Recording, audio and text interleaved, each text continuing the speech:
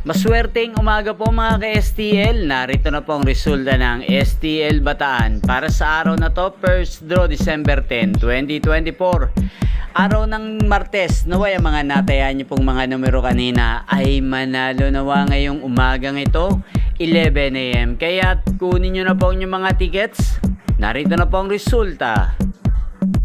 Ang mga numerong nanalo sa STL Bataan ngayong umagang ito, December 10, 2024, 11 AM. First draw result, 20 at 36 in exact order. Sa lahat po ng tumaya kanina sa STL Bataan para sa first draw ng 20 at 36, congrats po sa inyo. Panalo po kayo. Again, 20 at 36 in exact order. At shoutout po natin ngayong umagang ito sa STL Bataan. Nagpapa-shoutout pong muli si Madam Cherry Omagap at Ate Daisy.